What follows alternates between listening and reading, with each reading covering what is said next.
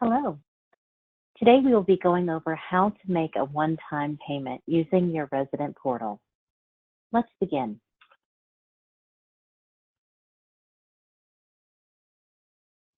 The first thing that you want to do is log into your account. If you should have any issues logging into your account, just click on the Forgot Password link and it will take you through the steps that you need to go through to reset your password. From this screen, you can also register if you have not already, or resend the verification email if you haven't already verified your email address. Today, we're going to be using a test account. When we log into our test account, you will notice that we have some options. This is your home screen. Now, your home screen may not look the same as our home screen because each property is different. So don't be surprised if you land on one that looks a little different from yours. Click on Make a Payment.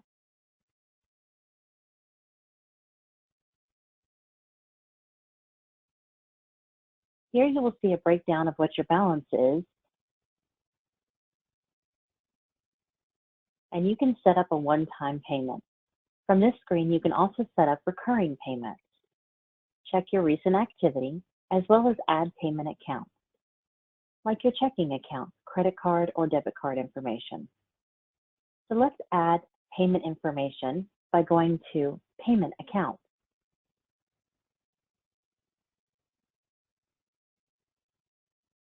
On this page, you're going to click Add Bank Account right here. Here you will enter in your routing and account number. You'll also choose your account type. You'll enter your account name. This can be the name of your bank, or if you'd like to call it something else, you can enter that here. Now we're going to click Save. We can now see that the saved account is showing up as your saved bank account.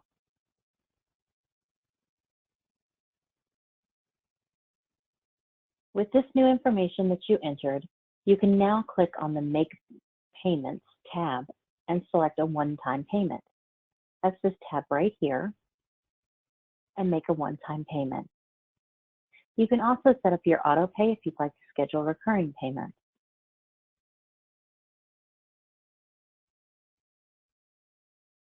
Here you can see a breakdown of your balances owed. The amounts due will autofill with the required payments. Please note that if you wish to make a prepayment, you'll enter that right here. Then we're going to click Next. A pop-up dialog box is going to let you know what your balance is and what you're paying. If you're sure about what you want to pay, you're just going to click OK.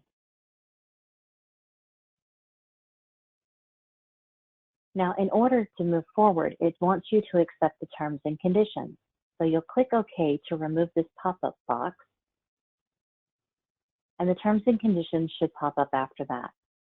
You're going to click Accept, and then you will check this small box that states that you have read and accept the terms and conditions. This is also a time to review your payment details. Now, you can click the Submit Payment button. You'll get a pop-up that tells you that your payment is in progress. You want to make sure that you don't click the back button or close your browser at this time because the payment is not completed.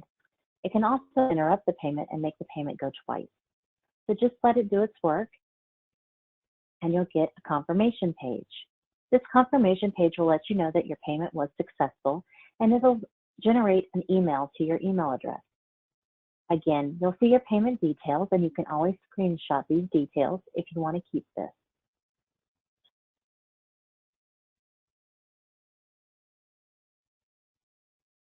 Thank you for watching our video. I hope that you found it to be helpful.